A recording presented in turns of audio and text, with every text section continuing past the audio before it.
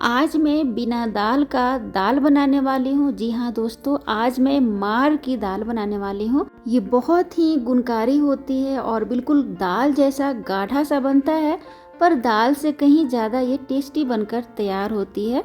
बहुत ही गर्मा गर्म इसे खाया जाता है, ठंडियों में बहुत ही इसे बनाया जाता है, खासकर गांव में। इसे बनाना बहुत ही आसान है, झटपट सा ये बनकर तैयार हो जाता है और स्वाद में क्या ही कहना, बहुत ही खुशबूदार, पूरे घर को खुशबू से भर देता है। मार हमारे शरीर के लिए बहुत ही गुणकारी होता है। ये कई गंभीर बीमारियों को बचाता है, कब्ज के लिए बढ़िया होता है। यह पानी एकदम संजीवनी बूटी की तरह काम करता है, दस्त को ठीक करता है और स्किन के लिए बहुत फायदेमंद है। आप इसे गूगल पे देख भी सकते हैं या फिर दादी नानी से भी पूछ सकते हैं। तो ये वही मार है, चावल की मार, जो हम पतीले में बनाते हैं चावल। और पतीले में चावल बनाने के बाद जब इसका हम पानी अलग रखते हैं और चावल अलग रखते हैं, तो ये जो पानी है वही है पतीले में बनाया हुआ चावल का पानी। ये बहुत ही स्वादिष्ट बनकर तैयार होता है। तो मैंने पानी निकाल लिया है चावल का और ये बिल्कुल गर्म पानी है। मार की दाल बनाने के लिए मैंने यहाँ पे 1 चम्मच काली मिर्च, 1 चम्मच जीरा और 3 से 4 लहसुन की कलियां लिया है। इसे काफ़ी बढ़िया से पानी डालकर पेस्ट तैयार कर लिया है। इसमें डाला है आधा चम्मच हल्दी पाउडर। हल्दी पाउडर का इस्तेमाल कम ही करते हैं। कढ़ाई में तेल डालेंगे और इसे सरसों तेल में ही बनाया जाता है। और जब अच्छी तरीके से सरसों तेल में से धुआं निकलने लग जाए तब डालेंगे तेजपत्र। ध्यान रखिएगा, तेल बहुत अच्छे से गर्म होना चाहिए।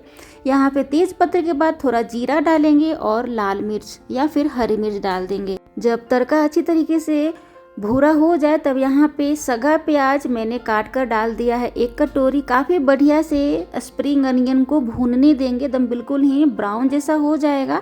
तब बनाया हुआ पेस्ट जो हमने मसाला तैयार कर लिया था उसे डाल देंगे। तो यहाँ पे हमारा जो सगा प्याज है बहुत ही बढ़िया से भून चुका है। तब यहाँ पे पिसा हुआ पेस्ट मैंने डाल दिया है। और हाँ, इसे सगा प्याज में ही बनाया जाता है, बहुत ही अच्छा स्वाद आता है, बिल्कुल ही अलग सा।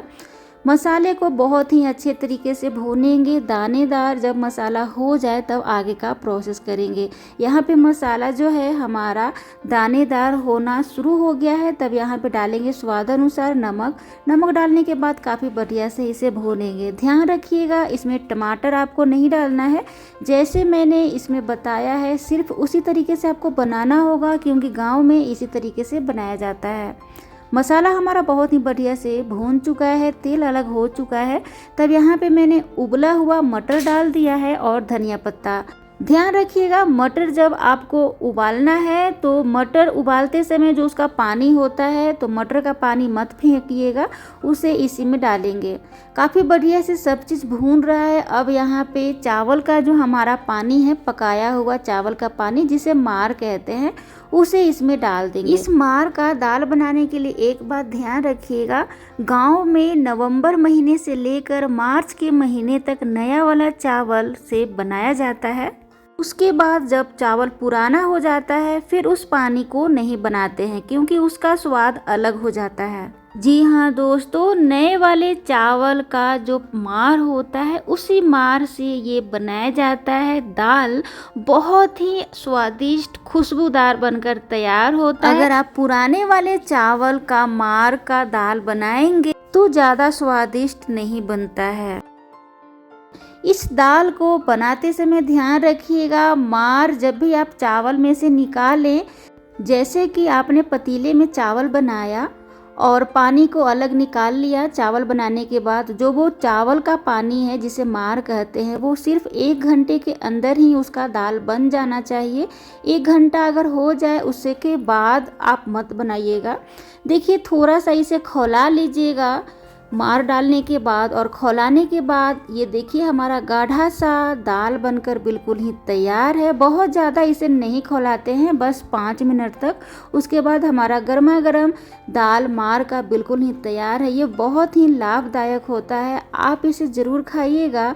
गांव के सारे लोग इसे बहुत ही चाव से खाते हैं, खासकर ठंडियों में चावल के साथ। आप भी ज़रूर एंजॉय करें बनाकर।